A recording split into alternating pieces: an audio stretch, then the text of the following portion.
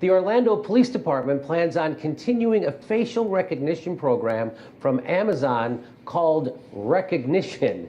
Advocates say it's used to find suspects and abduction victims. However, the ACLU and other privacy groups say the technology is primed for abuse in the hands of governments. Mass surveillance can be a huge problem for us in everyday life. We can see the effects it has on people in the story 1984 by George Orwell. It can cause alienation, and everything you do is being watched. This can be good because it may lead to less crime, but it can also lead to more organized underground crime. Could we be living in a modern 1984? This story is set in a dystopian world, meaning it is a totalitarian regime, and there is little to be happy about. We as a society could possibly be getting closer and closer to a world like the one in 1984. As we know from the Snowden documents, the NSA was secretly sweeping phone records from almost every phone in America. They say it is used to protect us against terrorism, but there have been no terrorist attacks stopped as of yet from these phone sweeps. After terrorist attacks, many countries want to protect themselves from further harm. Here we will watch a video explaining this. Following the November 2015 Paris attacks, France expanded its already extensive anti-terrorism laws by giving law enforcement greater powers to conduct house raids and place people under house arrest.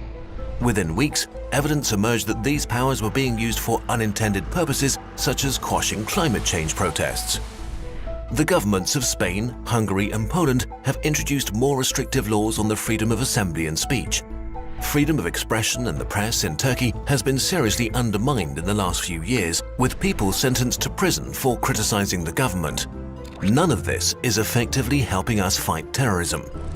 The motivation behind this might be good, even noble, but if we let our elected governments limit our personal freedom, the terrorists are winning. What's worse, if we're not careful, we might slowly move towards a surveillance state. Like stated at the end of the video, after all this precaution, there are still terrorist attacks happening, and in countries like Turkey, where free speech is being limited, we are moving closer and closer to a society like Winston's. If we move completely into a surveillance society, what would stop government officials from watching our every move? The seeds of a dystopian society are being planted and watered. With moves like the one in Turkey and the NSA, we could possibly be becoming like Oceania. In countries like China, there's already mass surveillance occurring. But how invasive is it? Is it anything like the Big Brothers? Let's find out. By 2013, China had installed up to 30 million cameras around the country, jumping dramatically from a little under 3 million cameras in 2005.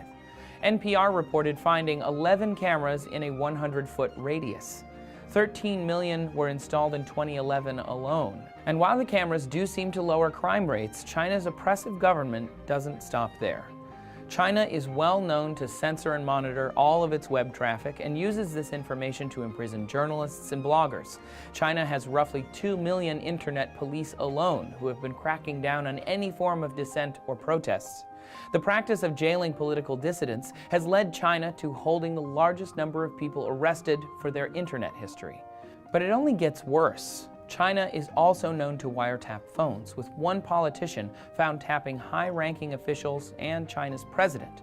The New York Times has even reported that private phone calls are automatically disconnected when a controversial word like protest is mentioned. And while it may sound paranoid, many hide or disable their cell phones when having potentially dissenting conversations, even in person. According to NPR, some Chinese citizens suggest that their cell phones can be remotely activated for listening purposes. As we see, people are already feeling the effects of a dystopian society in China. They have a leader who is willing to wiretap phones and install tens of millions of cameras. People there are already feeling like Winston. They are turning off their phones during private conversations because they feel like they are being watched.